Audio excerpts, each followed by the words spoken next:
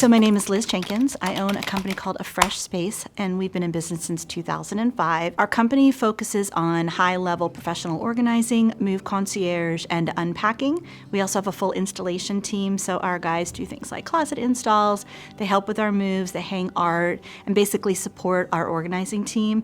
And our move concierge team helps clients get edited, moved, unpacked, and we manage that whole process for them. We work with a lot of different kinds of clients. Most of the time it tends to be clients that are in transition or have had life changes. That's a lot of it. Sometimes it's people that have moved. Maybe they've gotten married and are combining households, they've had kids, and now all of this stuff is taking over. But from a regular organizing standpoint, our clients are people that are either drowning in clutter or they've gotten to a certain point and they don't know how to get it to that next level, and they really want it to just work. They want it to function, they want it to look great, and so we can manage any of that and work with anybody pretty much in most areas. Most of our clients are smart, capable, busy people that just don't have the time or the energy, or in many cases the know-how, to take a project in a home from start to finish, and a lot of it really does come down to time. So we're looking for people that don't have a lot of time, don't know what they're supposed to do, and they just want somebody to help them get them there. When did I feel that I made it? I would have to say that never, but yes, I did. And I know that probably doesn't make sense, but I am never one to just be like, okay, I'm done. I've made it, we're good. Because I'm always looking for how I can make it better, sometimes to the detriment of what we're doing, because I'm like, does this really need to be fixed? Do we really need to change it? Am I just changing it for change's sake? So I have to balance that part out.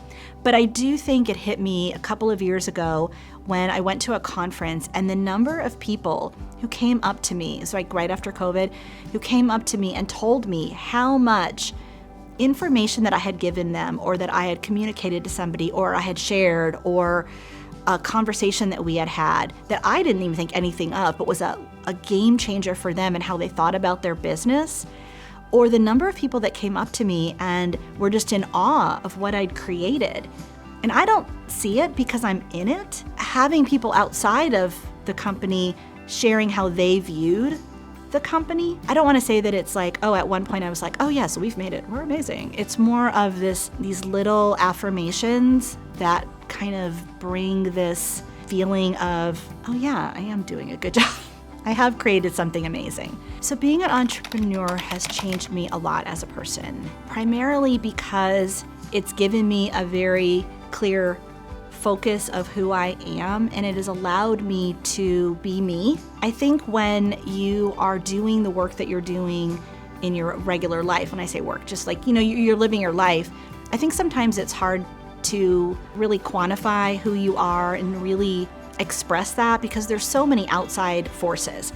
You've got social media, you've got peer pressure, you have all these outside things. Being an entrepreneur has really given me this outlet, this focus for who I really am, and just the fact that I fell into a business that is exactly who I am. Something that I wish I had known when I first started out as an entrepreneur is a lot of things.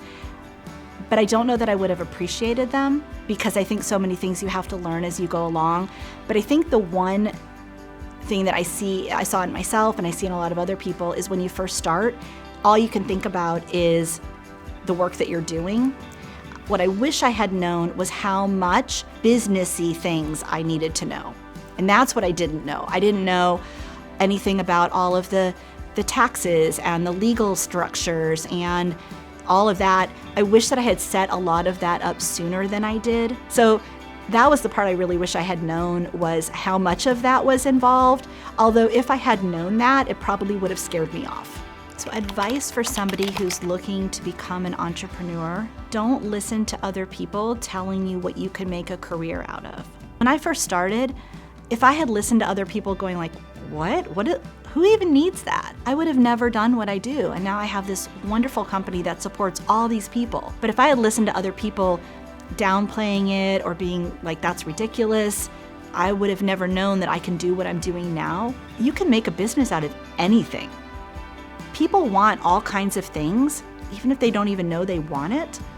And if you can say, oh, but I can do this thing for you, How amazing is that? The other thing that I would say is do not undervalue the service that you are providing to somebody.